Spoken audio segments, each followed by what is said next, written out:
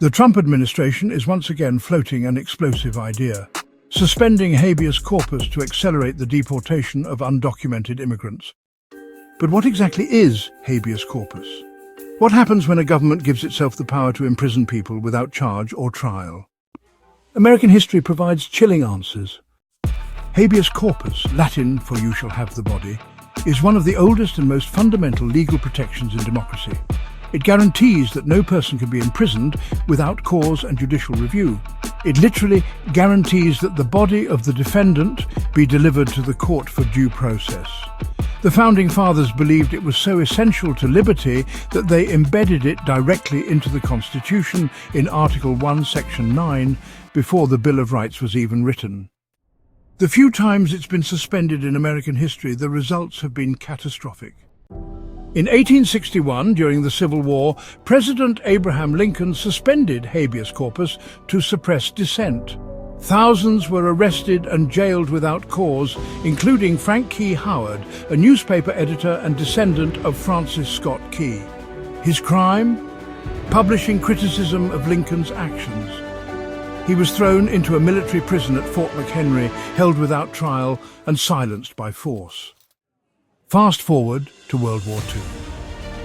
In 1942, President Franklin D. Roosevelt authorized the mass internment of Japanese Americans. Over 120,000 people, two-thirds of them US citizens, were removed from their homes, herded into concentration camps, and stripped of their dignity. The Supreme Court upheld the legality of this in Korematsu v. United States. It wasn't until 2018, during a ruling on the Trump administration's travel ban, that Chief Justice John Roberts finally disavowed that decision. He wrote, "Korematsu was gravely wrong the day it was decided, and, to be clear, it is overruled." But that declaration came as the court upheld yet another policy targeting immigrants. After 9/11, hundreds were detained at Guantanamo Bay, without trials, without charges, and without access to habeas corpus. Many were innocent, some were tortured. It took years, and a Supreme Court ruling in 2008 before detainees were finally allowed to challenge their detention. Each time habeas corpus is suspended or denied, it begins with fear and ends with injustice. And now, it's immigrants who may be next. Legal experts warn that if habeas corpus is stripped away for immigration enforcement, mass detentions without oversight could follow. Citizens and non-citizens alike could find themselves swept up in a system with no checks, no hearings, and no escape.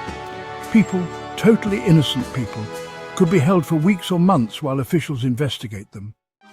The cost of suspending habeas corpus isn't measured in policy wins or political points. It's measured in families torn apart, communities terrorized, and a constitution weakened. It happened before, it can happen again. And history shows we never come out of it proud of what we have done. To stay updated on the latest crime and justice news, subscribe to Breaking Through News on YouTube or at breakingthrough.com.